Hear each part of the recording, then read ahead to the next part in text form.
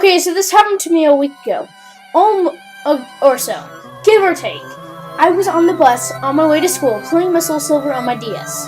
When the bus lurched a little at a stop. This was unusual. A lot of the city buses were in disrepair, and the engines were stalling was common. I only sighed in annoyance at this until something slid from the back of the bus after its sudden stop, the object coming to a halt by my seat. It appeared to be an abandoned Pokewalker. To my surprise, I bent down and picked it up to have a closer look. Distracting myself with it, the bus driver tried valiantly to restart the engines. All other passengers around me groaning impatiently. Upon closer inspection, I found out that the little Pokewalker was fairly scuffed and dirty. But worse yet was the screen on the thing. Clear plastic covering that had been scratched badly, looking as if someone had done it on purpose with keys or something. To the point that it would be otherwise near impossible to tell what kind of Pokemon was within that thing. That is, the thing supposedly worked. Curious, my thumb hovered over the middle button, debating if I should turn it on or not.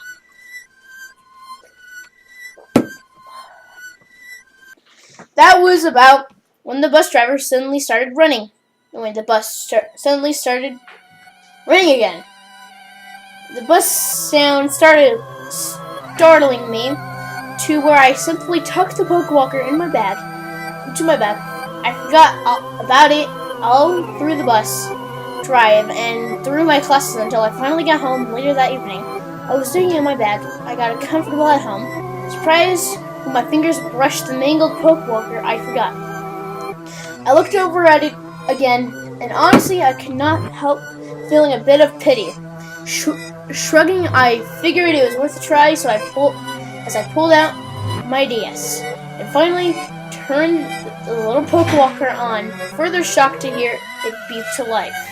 I squinted at the scraped screen, feeling even more sorry for the homeless Pokemon when I discovered, with some difficulty, that it was Gardevoir inside.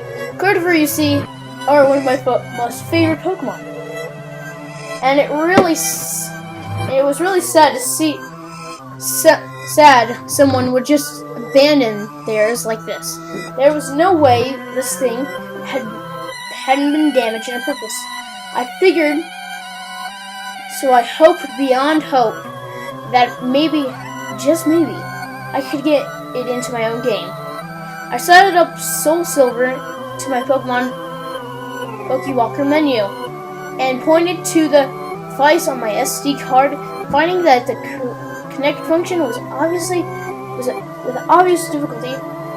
My jaw dropped. It connected. Charon has returned from Miss Rock. I couldn't help but smile at the warm feeling of adopting this poor Pokemon as its data streamed into my DS and up until something went horribly wrong. The sprite didn't finish loading, stopping right when only the vague shape of Gardevoir appeared on the screen, and it suddenly seemed to freeze. I panicked, realizing I had probably accidentally downloaded a glitch or hacked Pokemon of some kind. I went to shut it off in hopes of saving my data, with the dialog box went from showing the vague Gardevoir shape to starting to say do not shut off power. I wasn't frozen, I realized, but was a little stumped why Charon's as the Gardevoir's name seemed to be. Sprite didn't want to load. That was then I noted that it didn't go to a small journal about Charon's adventures and its Pokewalker either. I decided to have a look at the Pokemon as soon as I could, so I let the game finish saving before starting my game again. I was already in the Poké Center, so immediately I booted up the PC to check my boxes. I found Charon's sprite and selected it to have a look at its stats. I nearly screamed and dropped my DS in horror when I finally got a good look at his sprite and his cry. Charon was a disturbing sight for a Gardevoir. The skin was dark, ugly green, and hair an odd, dark shade of almost purple.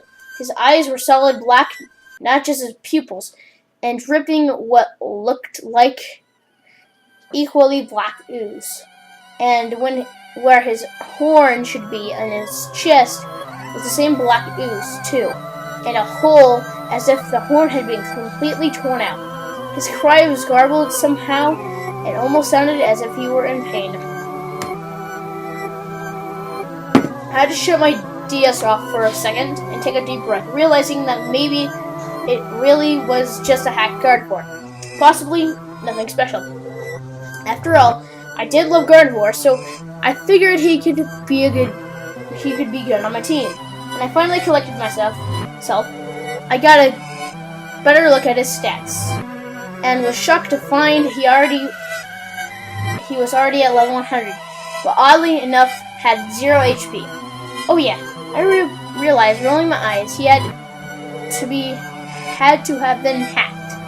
He was a male Gardevoir, level 100, with a quiet nature. His attacks were a little off, or so I think. I never did pay attention to whether or not Pokemon could learn certain moves. He knew Parasong, Destiny Bond, Shadow Ball, and Teleport. I thought it was highly odd that a high-level Gardevoir, a hacked one at that, would still have Teleport.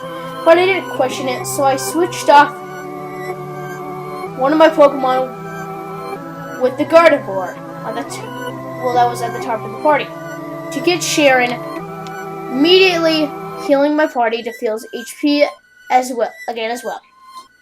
When I checked on him, however, I was shocked to find, besides all my Pokemon, Charon's HP was still at 0.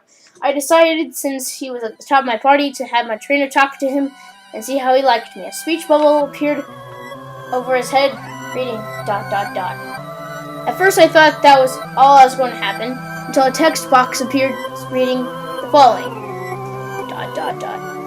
Charon wants you to follow him. Will you follow Charon? Yes? No. I thought this was a little odd. How is my game doing this? Or better yet, how is it Charon was able to affect it like this? Was it that advanced of a hack? I decided that since my game didn't seem glitching or freezing up so far, to go ahead and go along with it. I chose yes, and no sooner had I done so, Charon used Teleport once again, using his awful, tortured cry. I winced and waited, figuring he'd just teleport me outside of the Pokemon Center again. This wasn't the case, however, as instead I found myself in the hallway of the old chateau, Charon by my side.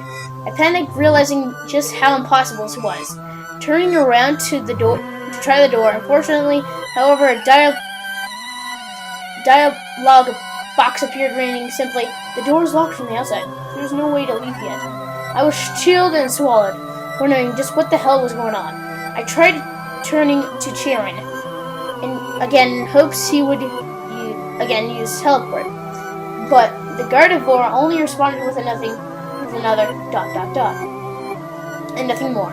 Frustrated, I went to switch him out with one of my Pokemon in hopes that doing so would undo the hack. However, when I opened my party, I was stunned to see it was completely empty, except for the Gardevoir. Save for the Gardevoir, whose HP was still at 0. I resisted the urge to shut it off there and then, fearful that by doing so would only corrupt my game with whatever had taken it over, and worst of all, losing all my Pokemon. Closing the party screen, I decided to go along with it for now.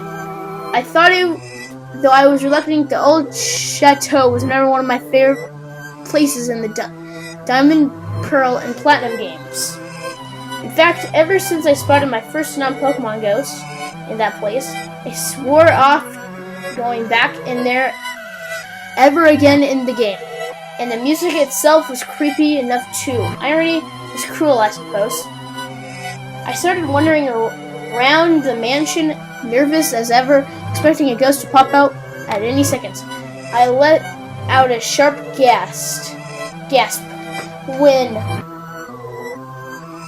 the random battle music began to play, and a wild Ghastly appeared. I didn't think it was possible, considering he had no HP, but Charon was sent out into battle. His sprites was far more disturbing from behind and clearer than before.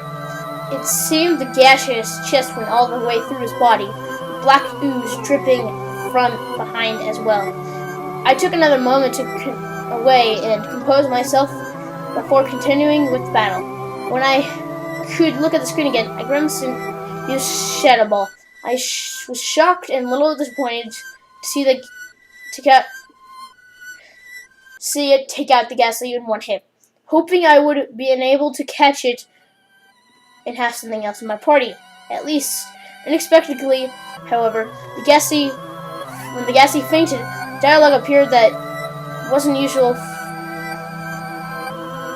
one for victory. Wild Ghastly was caught.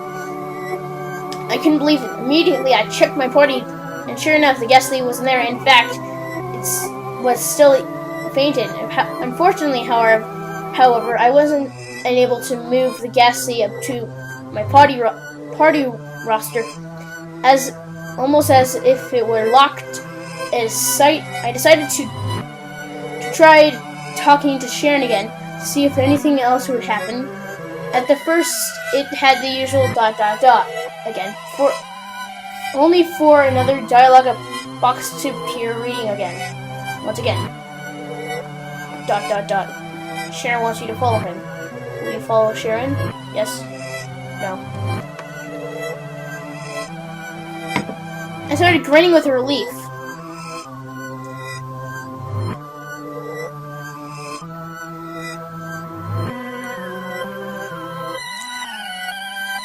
Realizing this time I'd be teleported out of there and back to the Pokemon Center, so right away I chose the option for yes. I hadn't realized then how a huge mistake that was at the time. But rather than teleport, I instead unwittingly relinquished all control of Charon. Began leading me further into the mansion, and all I could do was watch helplessly. Every few steps we'd run into another wild Ghastly, defeat it naturally, and Pokemon fainted somehow instantly added to my party. The Gardevoir, all the while still able to battle despite either being fainted or dead perhaps. I didn't ponder this revelation for long, however, as Charon soon made his way, while leading my trainer all the while, to a door. I realized this was the room you enter when you catch Rotom, only I was unable to see inside before Gardevoir led me inside. Once we entered the room, however, there was definitely a far cry than it was supposed to be. It entered its center of the room. All the Ghastly we caught together left me and joined Gardevoir as well, circling around it. Charon then turned around, his spite facing mine, from where he stood, and circled Ghastly.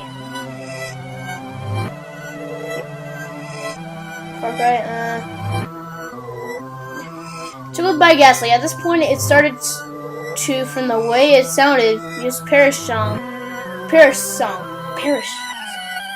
Only the song itself was lower pitch, slower, and sounded as if some static was corrupting it. I began to lower and turn off the volume on my DS, but it didn't do anything.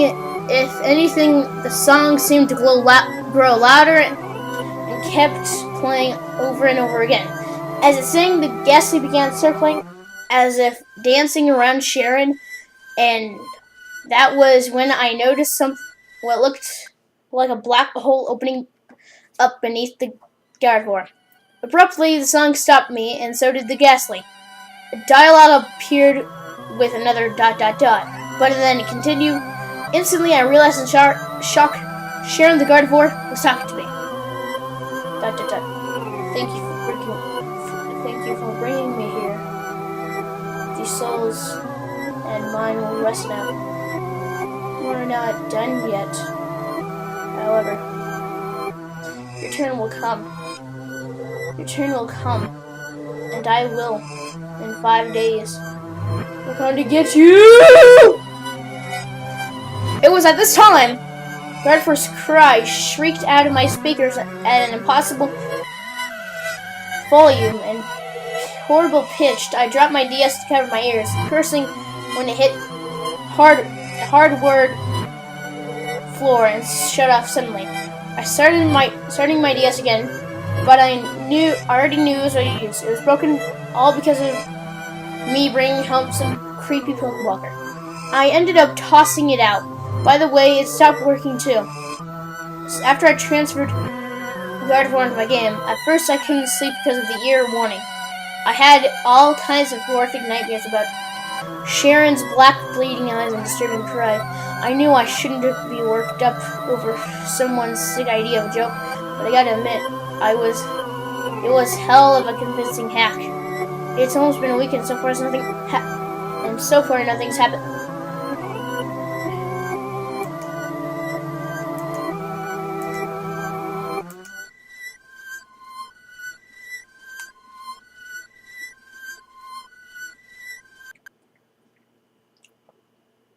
Thanks guys for enjoying that little, well, you just heard me read all that, so hope you guys enjoyed it.